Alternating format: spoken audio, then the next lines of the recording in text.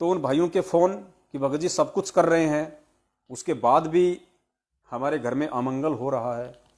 रिश्तेदार तक कहते हैं यार तुम भक्ति कर रहे हो, बोले हमारे गुरुजी ऐसे, उन्होंने ऐसे ऐसे लाभ दे दिए, तुम ऐसे ऐसे इंटरव्यू का जिक्र करते हो, फिर तुम्हारे साथ में ऐसा क्यों नहीं हो रहा, तुम तो भक्ति भी कर रहे हो।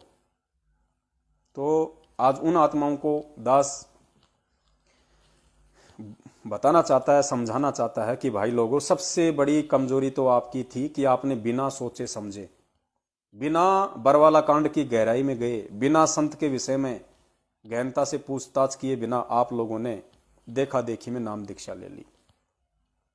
क्योंकि नाम दीक्षा देने का अधिकार गांव गांव, नगर नगर, गली गली, देश विदेश में ये फर्जी नामदान केंद्र खोलने का आदेश परम पूज्य सतगुरु रामपाल जी महाराज जी की तरफ से सतलोक आश्रम मैनेजमेंट हरियाणा को नहीं है।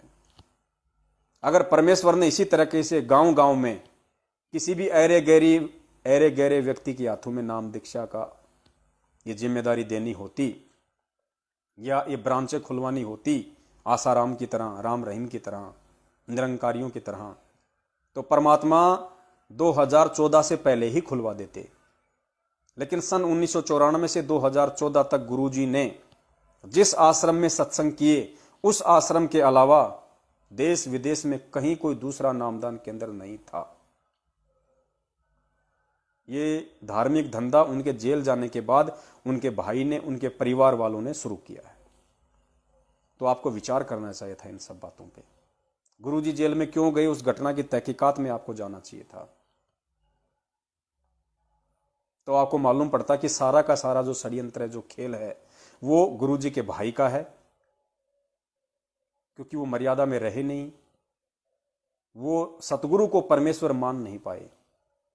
और जो व्यक्ति चाहे कितना ही सत्संग सुन ले, कितना ही ज्ञान अर्जित कर ले, कितना ही अपने आप को भगत दर्शाने की कोशिश करे, जब तक गुरु को परमेश्वर के रूप में नहीं देखेगा, जब तक अपनी अंतरात्मा से गुरु को परमेश्वर नहीं मान लेगा, और गुरु को परमेश्वर मानने के बाद उस आत्मा का क्या भाव होता है, क्या श्रद्धा होती है, क्या लगन होता है, गुरु जी के सामने जाना, उठना, बैठना, बोलना क्या होता है, किस तरीके से होता है, तब तक वो व्यक्ति सतगुरु के रहम के काबिल नहीं होता। और गुरु पे अगर उसको विश्वास होता तो आज भगोड़ा बन के नहीं घूमता। हमेशा से गुरु जी के परिवार वालों ने, रिश्तेदारों ने उन्हें केवल रामपाल की दृष्टि से ही देखा है, एक संत की दृष्टि से भी नहीं देखा। वरना आज उनके भाई को, जवाई को, बेटे को, रिश्तेदारों को पुलिस के डर से भगोड़ा बन के घूमने की बिल्कुल भी आवश्यकता नहीं थी।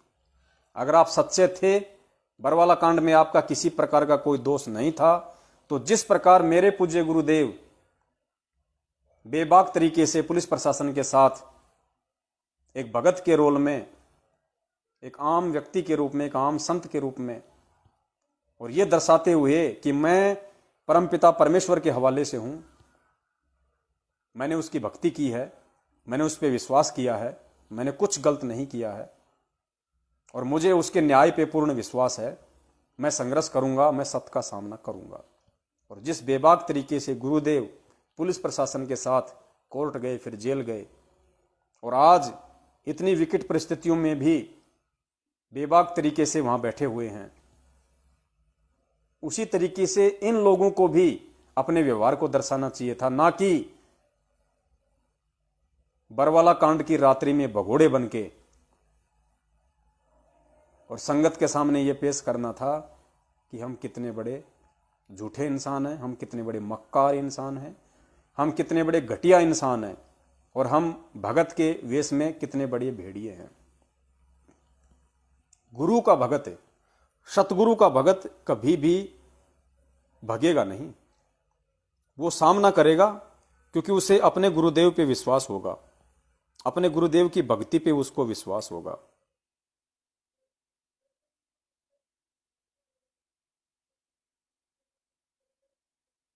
देखिए, एक छोटा सा सत्संग आपको परमपिता परमेश्वर का सुनाते हैं।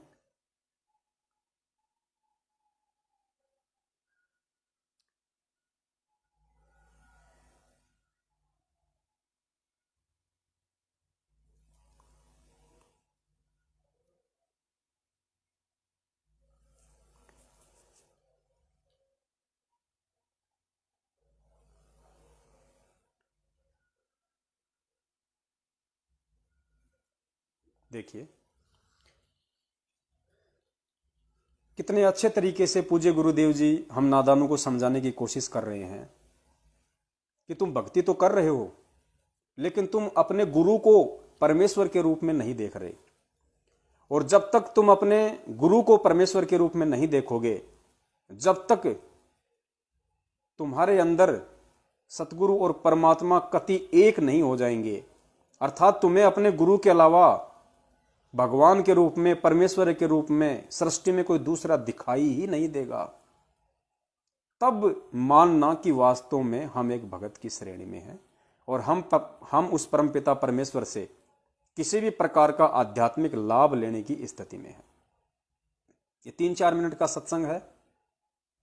इसके एक एक पॉइंट को आप बहुत गहनता से सुनिए और परमेश्वर दया करेंगे, दास फिर समझाने की कोशिश करेगा। आपके मन में ये नियम है ईश्वर का, गुरु मानुष कर। क्या नियम है ईश्वर का? गुरुदेव कह रहे हैं ये नियम है ईश्वर का, यानी परमात्मा का भक्ति विधान है, ये संविधान है, ये अटल है। क्या? गुरु मानुष कर जानते ते नर कहिए अंधे। कर जानते ते, ये नियम है ईश्वर का, गुरु मानुष कर जानते ते नर कहिए अंधे। वह दुखी संसार में आ गए के फंदे।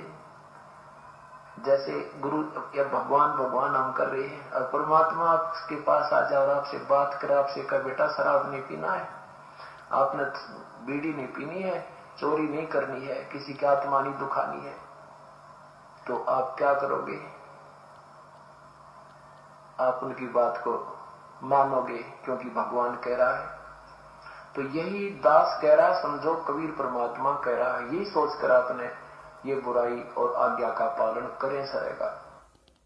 पूज्य गुरुदेव जी कह रहे हैं, हमें समझाने की कोशिश कर रहे हैं अपने आप को छुपाते हुए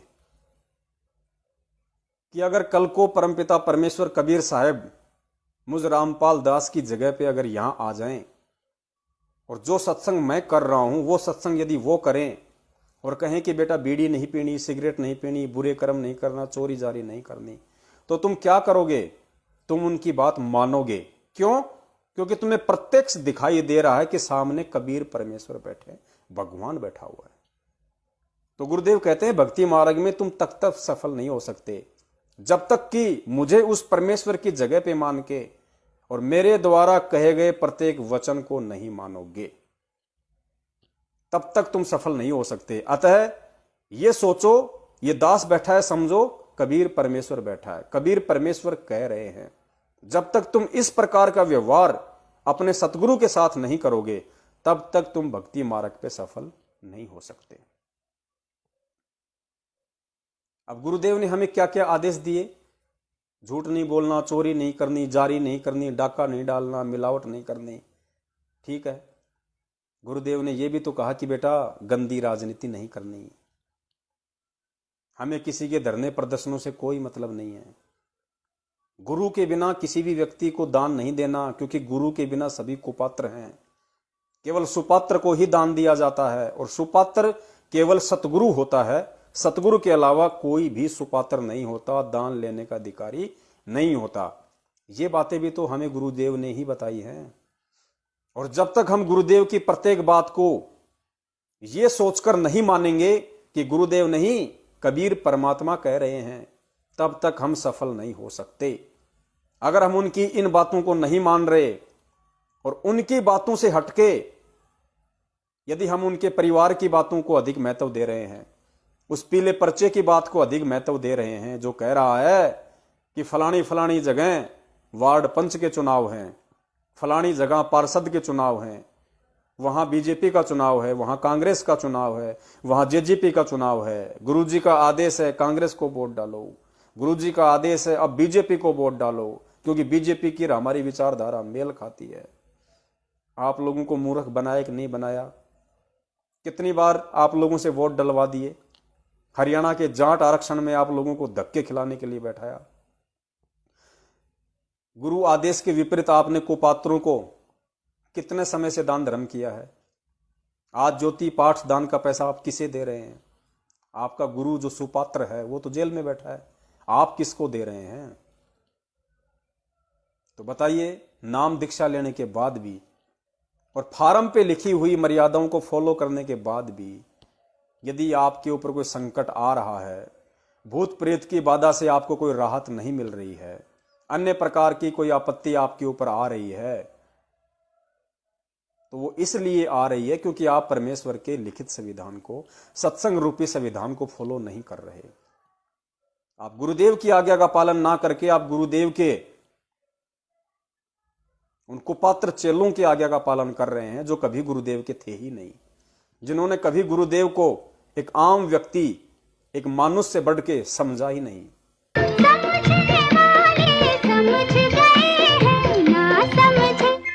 ना समझे वो अनाड़ी है।